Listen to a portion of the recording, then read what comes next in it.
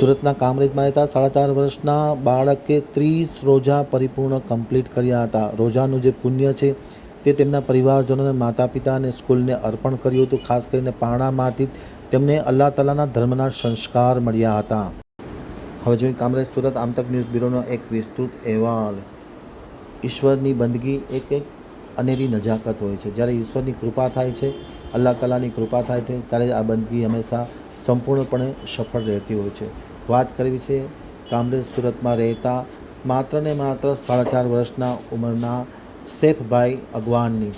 સૈફભાઈ અગવાનના પારણામાંથી જ સંસ્કાર તેમને ધર્મના મળેલા હતા. ખાસ કરીને બાળક વયની ઉંમરે પણ તેમનું જે મન છે એ હંમેશા ધર્મ તરફ રહેતું હતું. આજે રમઝાન મહિનો ચાલી રહ્યો છે. પવિત્ર રમઝાન માસ મુસ્લિમ બિરાદરો માટે ખૂબ જ મહત્ત્વનો હોય છે. ત્યારે માત્ર 4.5 વર્ષની ઉંમરના સૈફભાઈ અગવાન કે જેઓ અંબોલી 4 રસ્તા સોસાયટી સહકાર રો હાઉસ રૂમ નંબર 167માં રહે છે, તેમને રમઝાન પવિત્ર માસ શરૂ થતાની સાથે રોજાની ઇબાદત શરૂ કરી હતી. આજે 30મો રોજો તેમને સંપૂર્ણ રીતે સુખમય રીતે પરિપૂર્ણ કર્યો છે. 30 રોજા બિલકુલ આસ્થા અને ઉમંગથી આ 4.5 વર્ષની આયુષ્ય ધરાવતા સૈફભાઈ અગવાને પરિપૂર્ણ કર્યા. ખાસ કરીને સૈફભાઈ સજાદભાઈ અગવાન 4.5 વર્ષની ઉંમર ધરાવે છે. તેઓ JBN કાર્ય વિદ્યા સંકુલમાં અભ્યાસ કરે છે.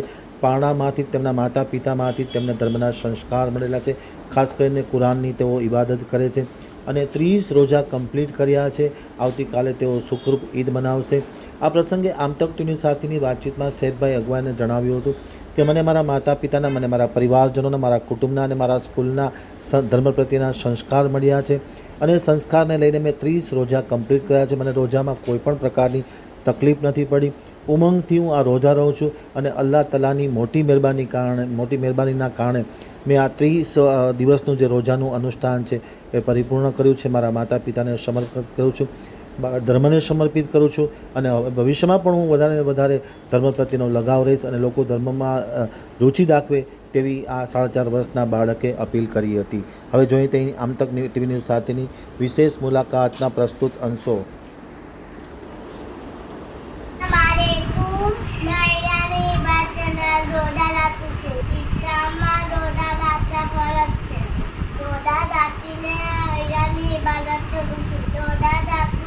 મમ્મી પપ્પાએ શીખવાડ્યું